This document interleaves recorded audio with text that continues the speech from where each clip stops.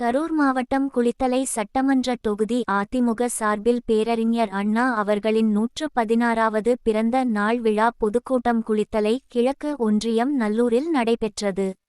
குளித்தலை கிழக்கு ஒன்றிய கழக செயலாளர் கருணாகரன் அவர்களின் தலைமையில் நடைபெற்ற இந்த பொதுக்கூட்டத்தில் கரூர் மாவட்ட கழக செயலாளரும் முன்னாள் அமைச்சருமான திரு எம்.ஆர். விஜயபாஸ்கர் மற்றும் மாநில எம்ஜிஆர் மன்ற இளைஞர் அணி செயலாளர் முன்னாள் அமைச்சர் திரு என்.ஆர். சிவபதி ஆகியோர் சிறப்புரையாற்றினார்கள். தலைமை கழக பேச்சாளர் வடமதுரை பாலு மற்றும் இந்நிகழ்வில் குளித்தலை மேற்கு ஒன்றிய செயலாளர் டி.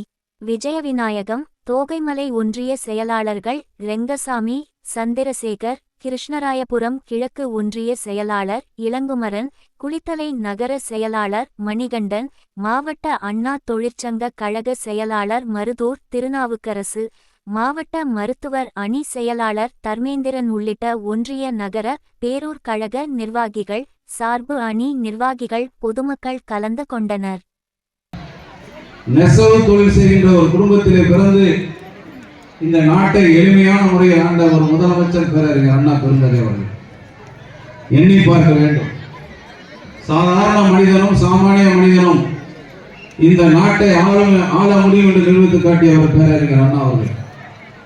அதே நேரத்தில் அனைத்து இந்திய அண்ணா திராவிட முன்னேற்ற கழக தொண்டர்களுக்கு கடமை, கண்ணியம், கட்டுப்பாடு இருக்க வேண்டும் என்று கொள்கையை உருவாக்கி கொடுத்தவர் நம்முடைய பேரறிஞர் பெருந்தகை அவர்கள்.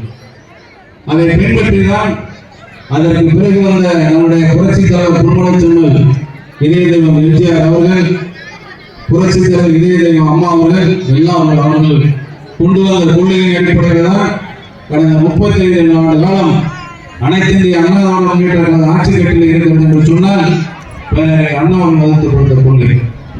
அதை நினைவுபடுத்துகின்ற வகையில் தான், அவரை ஊக்குவிக்கின்ற பெருமைப்படுத்துகின்ற வகையில் தான் இன்றைக்கு தமிழ்நாட்டில் இருக்கின்ற அனைத்து தொகுதிகளிலும் இந்த 116வது பேரறிஞர் அண்ணாவின் பிறந்த விழாவை கொண்டாடி கொண்டிருக்கின்றோம்.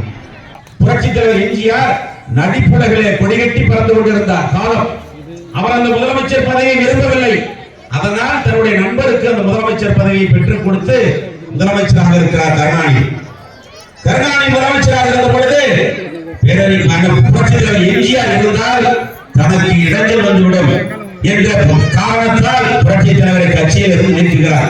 தனக்கு கேட்ட காரணத்திற்காக புரட்சித் தலைவர் எம்ஜிஆர் திராவிட முன்னேற்ற கழகத்திலிருந்து வெளியேற்றப்படுகிறார்.